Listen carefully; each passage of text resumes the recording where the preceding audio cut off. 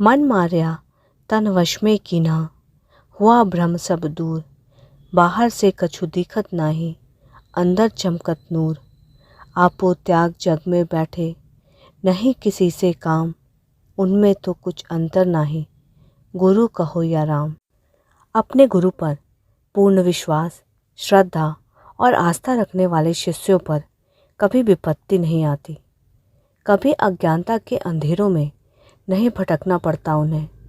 गुरु के शरणागत शिष्यों पर गुरु की पूर्ण कृपा होती है, जिसके फलस्वरूप वो संसार में रहते हुए भी सांसारिकता के बंधन से मुक्त होकर निरंतर परमानंद की अनुभूति करते हैं। सच्चे गुरु ही अपने शिष्यों को जीवन की सत्यता का अनुभव करा सकते हैं। सच्चे गुरु ही अपने शिष्यों को ज्ञान की बातें बताकर अज्ञानता का नाश कर सकते हैं। गुरु की कृपा और आज्ञा में ही परम ब्रह्म का तत्व, परम ब्रह्मानंद की अनुभूति छुपी हुई है।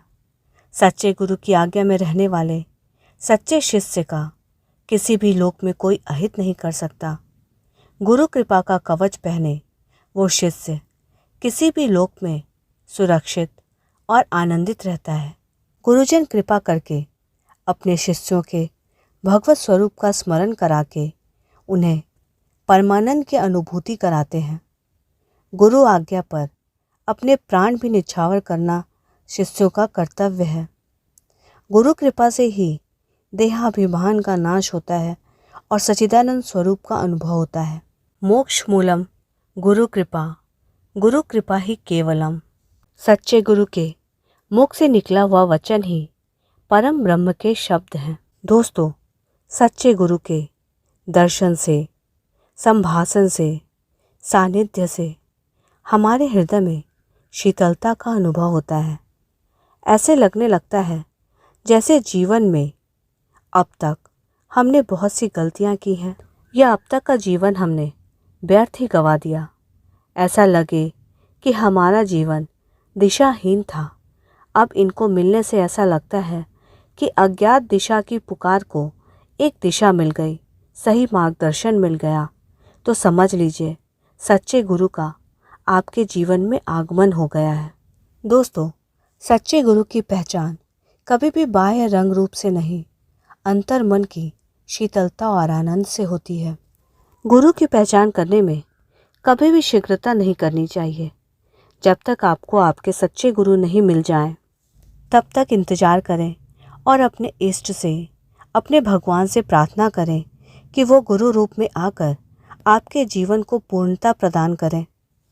जब तक ऐसा नहीं होता, तब तक अपने इष्ट को ही गुरु रूप में मानकर उनकी ही आराधना करें और शास्त्रों का अध्ययन कर शास्त्रों की आज्ञा में ही अपना जीवन यापन करें। ऐसा करने से प्रभु आप पर कृपा करके शीघ्र ही आपके जीवन में गुरु रूप से आएंगे। दोस्तों, हमारे परम पावन ग्रंथ रामचरितमानस में भी कहा गया है, गुरु बिन भव निधि तरई न कोई, जौ विरंची शंकर सम होई। गुरु के बिना कोई भव सागर नहीं तर सकता, चाहे वह ब्रह्मा जी या शंकर जी के समान ही क्यों ना हो। जब भगवान स्वयं श्री राम और श्री कृष्ण के रूप में इस धरती पर अवतार लिए, तब वो भी गुरु विश्वामित्र, वशिष्ठ जी के, सांदीपनी ऋषि के शरणागत हो सद्गुरु महिमा का महान संदेश हम सभी को प्रदान किए।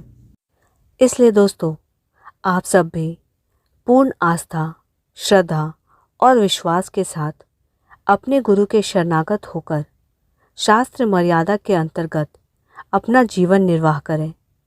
आपको भी आपके गुरु की कृपा से इसी जीवन में, इसी जन्म में पूर्ण भगवत कृपा की अनुभूति शीघ्र, निश्चित, निसंदेह होगी। दोस्तों, अपने अपने गुरु का स्मरण करते हुए कमेंट सेक्शन में ओम श्री गुरुवे नमः ज़रूर लिखें। जय गुरुदेव।